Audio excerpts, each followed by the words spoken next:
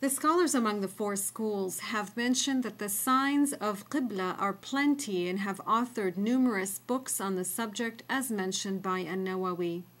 None of them have ever considered shortest distance, or the length of the route, or the proximity or farness from Mecca in determining al-Qibla.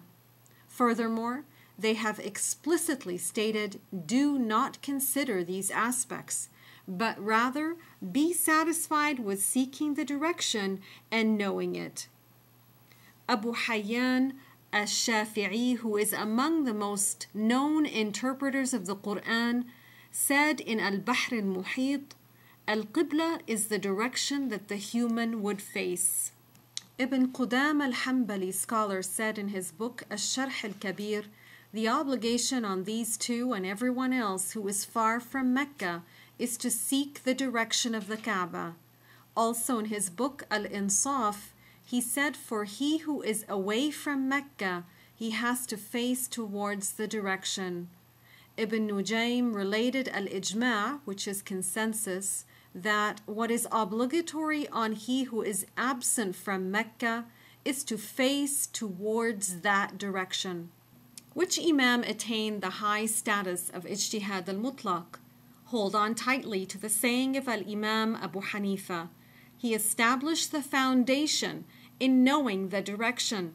He is the Imam who attained the high status of Ijtihad al-Mutlaq, along with known piety and fear of Allah. Those false claimers of knowledge who oppose him don't come close to 1/100th of his knowledge and piety. Now that we have established the saying of the Muslim scholars, let us see how to seek the direction of the Qibla and how to know it while complying with their sayings. In terminology, it is a well-known fact that north is opposite to south and east is opposite to west, and that their lines meet at right angles with each other, meaning 90 degrees. Al-Ghazali states, this terminology goes as back as old as when man was created. On Earth, north is determined by the position of Polaris, which is the North Star. This was mentioned by Ar-Razi al-Shafi'i in his tafsir, Al-Wansharisi al-Maliki in Al-Mi'yar, Ibn Qudam al-Hanbali in his book Al-Sharh al-Kabir, Ibn Abidin al-Hanafi, and by countless others among the scholars of the four schools. No, may Allah bestow guidance on you. There is no harm in using magnetic needles, meaning the compasses, for determining the four directions, north, south, east, and west. When using them, keep in mind, one needs to be away from iron, electricity, or anything which would affect the deflection of the needle. However, using the numbered cases of those needles to determine the direction of al-Qibla in certain countries is neither proof nor is it sufficient unless it's in accordance with the religious signs. When checking these compasses, some were found to be in conformity with religious signs in some countries, and some in other countries were not. Therefore, if you want to use a numbered compass, first check whether or not the numbers conform to the religious signs. The direction of Polaris, or the North Star, is north. The scholars mentioned that Suhail is another star that always points south. The higher Polaris is seen above the horizon means the closer the country of vision is to north, and the lower Polaris is seen above the horizon means the farther the country of vision is from north. The geographers of the West agree with the Muslims on this terminology, and all navigators use it. If you wish, you can review how we got our Arabic star names in another book called Physical Geography. We mention these references while reaffirming the reliance is only on what Muslim scholars have said and not on others. East is known, and it is the direction from where the sun rises, and west is known, where the sun sets. Ibn Abd al-Barr and others reported that Al-Imam Ahmad stood facing south. He pointed with his left hand and said, "This is east," then pointed with his right hand and said, "This is west." As an unbiased reader, know that the Muslim scholars have al-ijma', consensus, that the Kaaba is at the center of the earth. None of their books authored on this subject would you find mentioned anything else. If one stands in Mecca looking at the height of Polaris above the horizon and compares it to the height of Polaris above the horizon while standing in the USA or Canada, he would find that Polaris is higher above the horizon in the USA and Canada. This means these countries fall north of Mecca. Therefore, to face Al-Kaaba, one must direct oneself southward. And if you add that the USA and Canada are also west of Mecca, which is at the center of the earth, then it is necessary for the one who wants to pray while standing in Canada and the US to face eastward as well. So he would be facing the Qibla in the direction of southeast.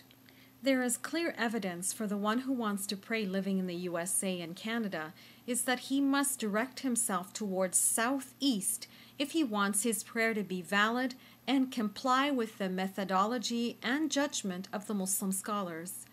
In his book Al-Khitat, under the chapter Al-Maharib in the Egyptian edition, volume 4, Al-Muqrizi al-Shafi'i said what means, if you are skillful in knowing the countries and the boundaries of the regions, then you have learnt that when people face the Kaaba, they do so like a circle around its center. Therefore, for he who is west of Al-Kaaba, the direction of his Qibla for his prayer is to the east.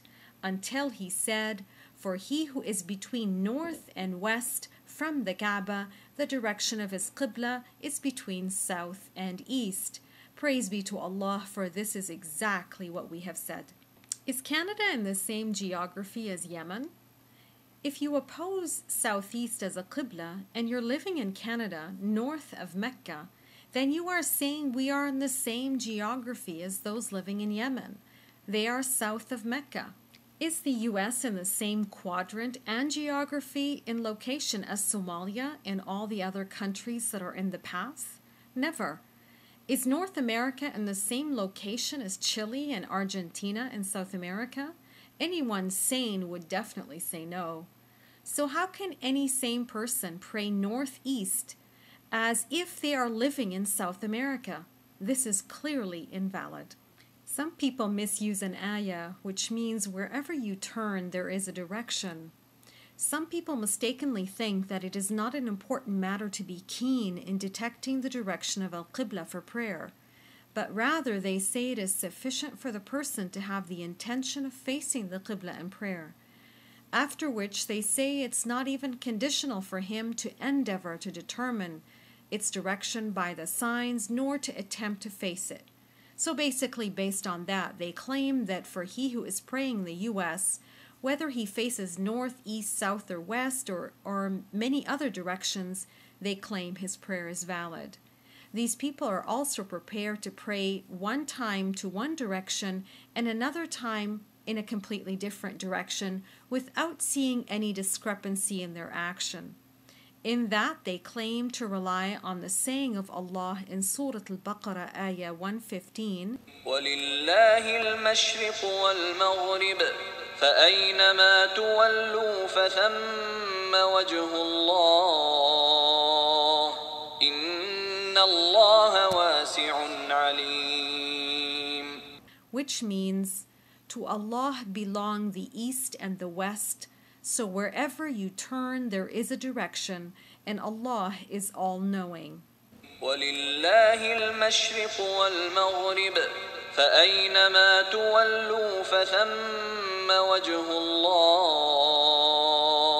إِنَّ اللَّهَ وَاسِعٌ عَلِيمٌ. وَلِلَّهِ الْمَشْرِقُ وَالْمَغْرِبُ فَأَيْنَمَا تُوَلُّوا فَثَمَّ وَجْهُ اللَّهِ إِنَّ اللَّهَ وَاسِعٌ عَلِيمٌ.